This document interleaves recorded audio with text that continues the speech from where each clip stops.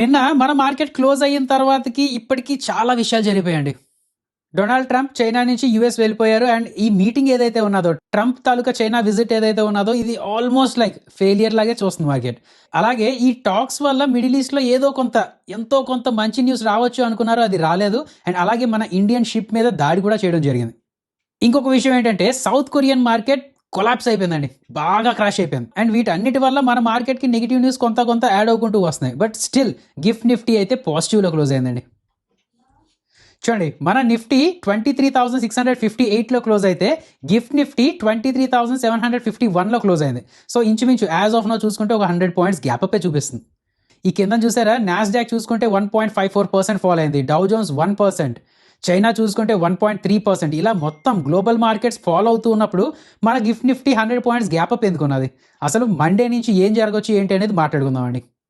దానికన్నా ముందు ట్విట్టర్లో ఈ వీడియో ఒకటి సర్క్యులేట్ అవుతుంది. ఏ వీడియో ఒకసారి మీరు చూసేయండి. 这个夜市真热闹，大家一起吃的很开心。It's great, the best night market. The food is amazing. Cheers to that. 这个夜市真热闹，大家一起吃的很。జస్ట్ జోవియల్గా పెట్టానండి. బట్ ఎనీవేస్, మీటింగ్లో అయితే ఇంచుమించు ఇలాంటివి జరిగినట్టు, అంటే ఒక పాజిటివ్ అవుట్లుక్ అయితే పెద్దగా రాలేదు. సరే, మాట్లాడుకుందాం, వీటన్నిటి కోసం మాట్లాడుకుందాం. వీడియో మంచి ఇంట్రెస్టింగ్గా ఇన్ఫర్మేటివ్గా ఉండబోతుంది. వీడియో లాస్ట్ వరకు చూడండి. వెల్కమ్ టు రూపాయి తెలుగు. నా పేరు మౌలి. కొత్తగా మన ఛానల్కి వచ్చినట్లయితే ప్లీజ్ సబ్స్క్రైబ్ చేసుకోండి, నోటిఫికేషన్స్ ఆన్లో పెట్టుకోండి. ఆ లైక్ అని, షేర్ అని, కామెంట్ అనేది చేస్తూ ఉండండి. అండ్ అలాగే ఇప్పుడు ఉన్న సిచ్యువేషన్స్లో మీరు ఎంత ఫండమెంటల్స్ ఫాలో అయినా, న్యూస్ ఎంత ఫాలో అయినా సరే, టెక్నికల్స్ కూడా ఫాలో అవ్వాల్సి వస్తుందండి. అవునా కదా? నాకేంటంటే ఇంట్రాడేలో టెక్నికల్స్ వర్కౌట్ అవుతున్నాయి, బట్ క్యారీ ఫార్వర్డ్ చేయలేకపోతున్నాను. ఎందుకంటే గ్యాప్ అప్ గ్యాప్ డౌన్ అనేది కొంచెం మన చేతిలో ఉండట్లేదు కదా. సో ఇంట్రాడే పరంగా ట్రేడ్స్ వేసినా లేదంటే ఏవైనా చేయాలన్నా టెక్నికల్స్ వాడుతున్నాను, బట్ డైలీ టైం ఫ్రేమ్లో అయితే వాడట్లేదండి. అవర్లీ టైం ఫ్రేమ్లో ఇంకొంచెం కిందకు వచ్చి 15 minutes టైం ఫ్రేమ్లో నా టెక్నికల్స్ నేను వాడుకుంటూ ఉన్నాను.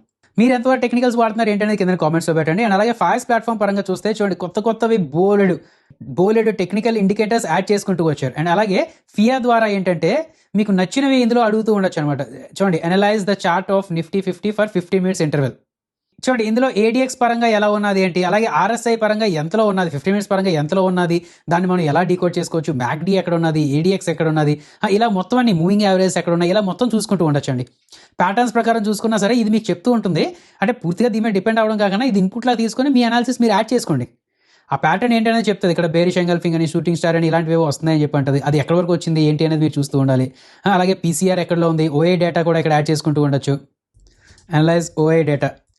చూడండి, OA data, option chain data, ఎక్కడ ఎక్కువ కాల్స్ రైట్ ఉన్నాయి, అక్కడ రెసిస్టెన్స్లో తీసుకోవచ్చా లేదా, ఎక్కడ పుట్స్ ఎక్కువ యాడ్ అయ్యి ఉన్నాయి, దాన్ని ఎలా తీసుకోవాలి, మొత్తం అంతా ఇక్కడ రాసుంటూ ఉంటుంది. అదేంది కదా, చాట్ జీపీటీని మీరు ఎలా వాడుతూ ఉంటారో ఫియాని కూడా అలా వాడుకుంటూ ఉండొచ్చు. అండ్ ప్రిసైజ్గా ఉంటుంది. ఈ తాలూకా చార్ట్ నుంచే యూజ్ చేసుకుని అన్ని డేటా తీసుకుంటూ ఉంటుంది కాబట్టి ప్రిసైజ్గా ఉంటుందండి. సో ఇలాంటి ఎన్నో మంచి ఫీచర్స్ అని, టూల్స్ అని, ప్లాట్ఫామ్స్ అని ఇస్తున్నా మన ఫాయర్స్లో మీ అకౌంట్ ఓపెన్ చేసుకొని యూజ్ చేయడానికి ట్రై చేస్తూ ఉండండి. మన ప్రతి వీడియో కింద డిస్క్రిప్షన్ బాక్స్లో మా ఫాయర్స్ తాలూకా రెఫరల్ లింక్ ఉంటుందండి. ఈ లింక్ ద్వారా మీ అకౌంట్ ఓపెన్ చేసుకుంటే మీరు మాకు సపోర్ట్ చేసిన వాళ్ళు కూడా అవుతారు. ఓకే కదా? రైట్, ఫస్ట్ థింగ్, ట్రంప్ చైనాని విజిట్ చేశారండి. సో ఇక్కడ ఏదో ఒక మంచి న్యూస్ ఏదో రావచ్చు అని చెప్పి కొంత ఈ క్రూడ్ ఆయిల్ అని, లేదంటే ఈక్విటీ మార్కెట్స్ అని కొంచెం నార్మలైజ్ అవడం స్టార్ట్ చేశాయి. బట్ ఈ ట్రంప్ తాలూకా విజిట్ కంప్లీట్ అయిన తర్వాత క్రూడ్ ఆయిల్ ఇంచుమించు 4 to 5% పెరిగిపోయిందండి. ఎందుకు అంటే, సింపుల్గా చెప్పాలి అంటే, చైనా వాళ్ళు యుఎస్ ఇరాన్ తాలూకా వార్ రిలేటెడ్గా ఎలాంటి హెల్ప్ చేయమని చెప్పి ఇండైరెక్ట్గా చెప్పేశారు.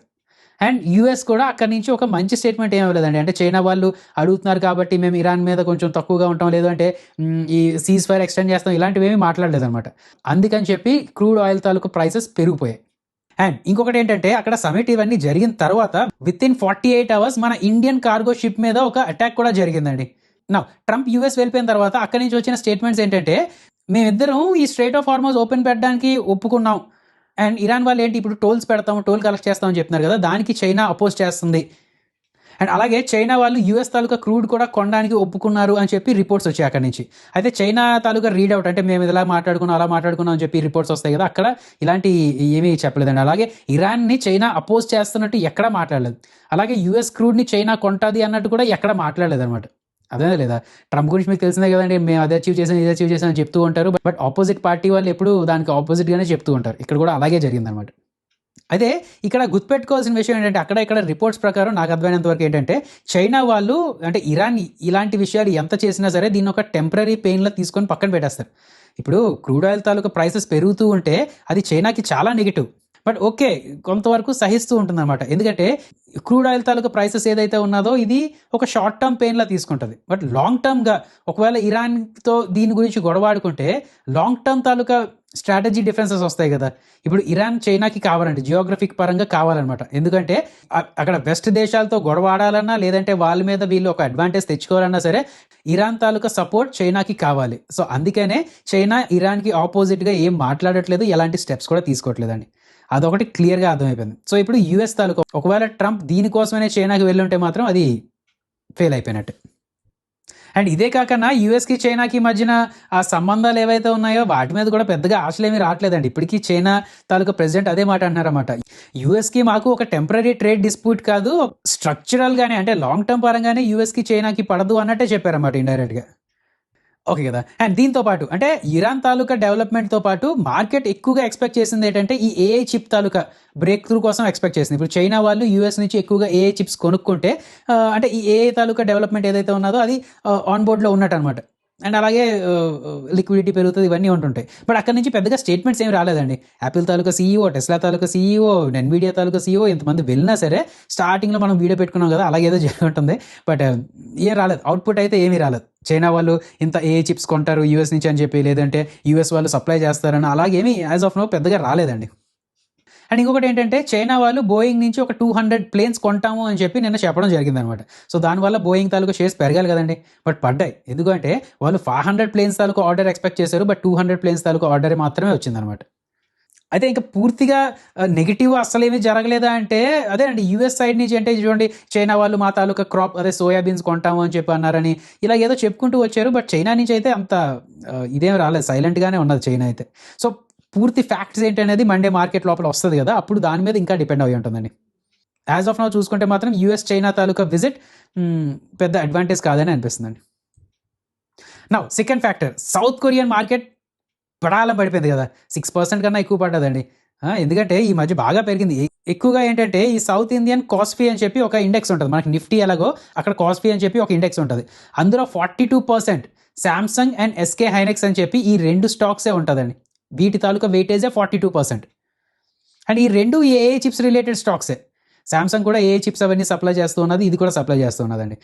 నౌ ఈ ఫాల్కి రీజన్ ఏంటి అంటే దానికి ముందు చూస్తే లెఫ్ట్ సైడ్ చూస్తే బాగా పెరుగుతూ వచ్చింది కదా. అండ్ ఇంకొకటి ఏంటంటే మరి ఇంతవరకు వచ్చిన తర్వాత ఫారిన్ ఇన్వెస్టర్స్ ఎప్పుడు ఒక ప్రాఫిట్ బుకింగ్ ఆపర్చునిటీ కోసం చూస్తారండి. సింపుల్గా చెప్పాలంటే ఇప్పుడు ప్రైసెస్ బాగా పెరిగిపోయా, క్రూడ్ ఆయిల్ తాలూకా ప్రైసెస్ బాగా పెరిగిపోయాయి, సో ఇంట్రెస్ట్ రేట్స్ కూడా పెంచేస్తారు అని చెప్పి ఒక డౌట్ వస్తుంది. సో ఇంట్రెస్ట్ రేట్ పెంచితే డిస్కౌంటింగ్ రేట్ ఇంకా పెరుగుతుంది కదండి. సో దానివల్ల కరెంట్ వాల్యూ తగ్గుతుంది, అంటే వాల్యుయేషన్స్ తగ్గుతూ ఉంటాయి అనమాట. ఓకే కదా, అదంతా పెద్ద థియరీలు అండి. బట్ మీరు అర్థం చేసుకోవాల్సింది ఏంటంటే ఇంట్రెస్ట్ రేట్స్ పెరిగితే ఏంటి, ఇంట్రెస్ట్ రేట్స్ పెరుగుతూ ఉంటే ఈక్విటీ తాలూకా వాల్యూ కొంచెం తగ్గుతుంది, అదొకటి. అండ్ ఇంకొకటి ఏంటంటే శాంసంగ్ తాలూకా 45,000 వర్కర్స్ స్ట్రైక్లో ఉన్నారండి. ఒక 18 డే తాలూకా స్ట్రైక్ చేస్తామని చెప్పి వాళ్ళు చెప్పడం జరిగిందనమాట. సో దానివల్ల ఎక్కడ ఈ ఏఐ చిప్స్ తాలూకా సప్లై అయిపోతుంది అనే భయం కూడా వచ్చింది. సో ఒక చిన్న ట్రిగర్ వచ్చింది.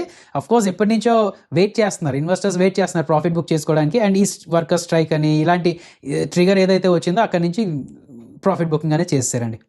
అండ్ దాని తర్వాత రిటైల్ ఇన్వెస్టర్స్ ఎవరైతే ఉన్నారో వాళ్ళు మల్టిపుల్ బెట్స్, అదే ఈ లెవరేజ్ బెట్స్ అని తీసుకుంటూ ఉంటారు. 5 times అని 10 times అని లెవరేజ్ ఏదైతే ఉన్నదో దీని ద్వారా స్టాక్స్ కొనేసారన్నమాట. సో అక్కడి నుంచి ఒక 10% పడినా ఒక 5% పడినా సరే వాళ్ళకి ఎక్కువ లాస్ అవుతూ ఉంటుంది. సో ఆ ప్యానిక్ మీద సెల్ చేస్తూ ఉంటారు. అండ్ అలాగే కొంతమంది ఏంటంటే బ్రోకర్స్ ఫోన్ చేసి మీరు కొంచెం ఎగ్జిట్ అయిపోవాలని చెప్పి, లేదంటే వాళ్ళే ఎగ్జిట్ చేసి ఇలాంటివి చేస్తూ ఉంటారు కదా. సో ఎఫ్ఐఎస్ తాలూకా ప్రాఫిట్ బుకింగ్ జరిగింది, రిటైలర్స్ తాలూకా ప్యానిక్ సెల్లింగ్ జరిగింది, అండ్ లివరేజ్ బెట్స్ ఏవైతే ఉన్నాయో ఇవి క్లోజ్ అవ్వకుంటూ వచ్చాయి. నా ఈ సౌత్ కొరియా గురించి మనం ఎందుకు మాట్లాడడం అండి అనొచ్చు మీరు, అంతే కదా. మన ఎఫ్ఐఎస్ ఎవరైతే ఉన్నారో ఎక్కువగా సౌత్ కొరియా అని, చైనా అని, ఇండియా, తైవాన్ అని వీటిలో ఎక్కువ ఇన్వెస్ట్ చేసుకుంటూ ఉన్నారు కదండి.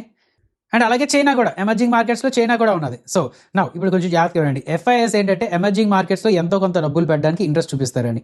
ఇందాక చెప్పినట్టు సౌత్ కొరియా, తైవాన్, చైనా, మన ఇండియా ఇలాంటి దేశాల్లో డబ్బులు పెట్టాలని చూస్తుంటుంది.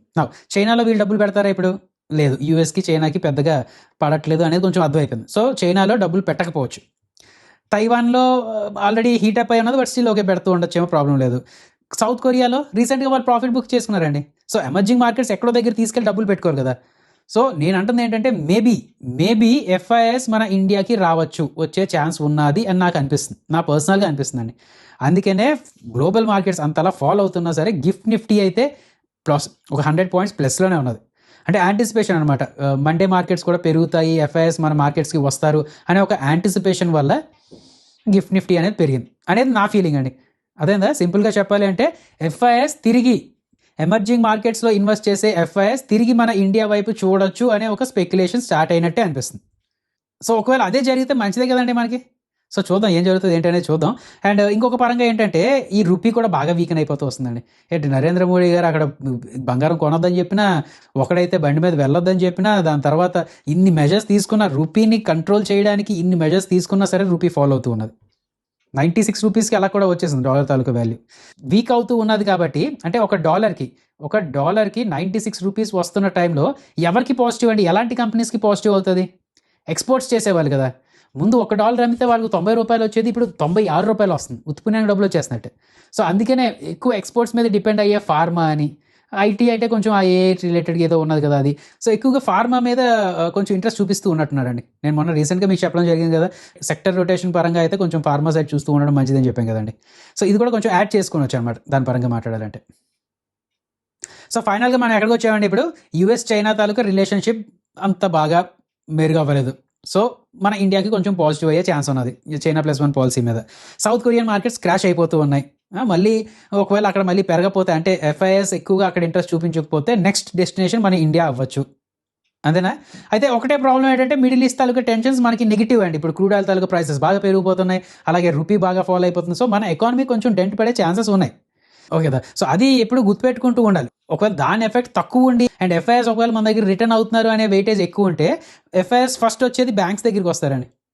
అఫ్కోర్స్ థీమాటిక్ పరంగా మాట్లాడాలి అంటే మన దగ్గర పవర్స్ కొంచెం పెరుగుతున్నది, అలాగే డిఫెన్స్ తాలూకా డిమాండ్ కూడా పెరుగుతూ ఉన్నది.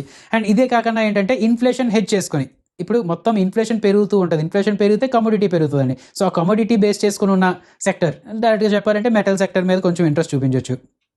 అండ్ అలాగే అంటే ఐటీ అనేది ఏ రిలేటెడ్గా చిన్నదన్నది కదా, అది పక్కన పెడితే ఫార్మా మీద ఇంట్రెస్ట్ చూపించవచ్చు. అంటే నాకు అనిపిస్తుంది అన్నమాట ఎఫ్ఐఎస్ వస్తున్నప్పుడు థీమాటిక్ పరంగా మాట్లాడాలంటే ఫార్మా అని, పవర్ అని, డిఫెన్స్ అని, ఇన్ఫ్రా అని ఇలాంటి వాటి మీద ఇంట్రెస్ట్ చూపించండి. అండ్ థియరిటికల్గా మాట్లాడుకుంటే ఎఫ్ఐఎస్ వస్తున్నప్పుడు ముందు బ్యాంక్స్ ఎక్కువ కొంటూ ఉంటారు కాబట్టి అక్కడ కూడా కొంచెం ఇంట్రెస్ట్ చూపించే ఛాన్సెస్ ఉన్నాయి. సో చూద్దాం అండి. మండే మార్కెట్ కొంచెం ఇంపార్టెంట్. మనకి తెలుసు నెక్స్ట్ వీక్లో తెలిసిపోతుంది ఏంటి ఎఫ్ఐఎస్ తిరిగి రావచ్చా లేక ఏంటి అనేది. సో చూద్దాం. రేపటి తాలూకా ఇన్ఫర్మేషన్ కూడా గ్యాదర్ చేసుకొని మండే మార్కెట్ ఎలా ఉండొచ్చు ఏంటి అనేది రేపటి వీడియోలో క్లియర్ కట్గా మాట్లాడుకుందామండి. ఈ వీడియో యూజ్ అయిందని అనుకుంటున్నాను అండి. రేపటి వీడియో కూడా మిస్ చేయకుండా చూడండి. జై హింద్. ఒకసారి మన డిస్క్లైమర్ చూసేయండి. మేము ఏది చెప్పినా సరే అది ఎడ్యుకేషన్ అండ్ ఇన్ఫర్మేషన్ పర్పస్ కోసమే. మేము SEBI registered advisor or research analyst రెండు కాదు. మేము ఏమి ఇచ్చినా సరే అది ఫైనాన్షియల్ అడ్వైస్ కాదు. We're not giving any buy or sell calls. ఏది ఫైనాన్షియల్ అడ్వైస్ కాదండి, జస్ట్ ఎడ్యుకేషన్ ఇన్ఫర్మేషన్ పర్పస్ కోసం. మీ ఓన్ రీసెర్చ్ చేసుకోండి, లేదు అంటే ఒక సెబీ రిజిస్టర్డ్ అడ్వైజర్ అయినా కలండి.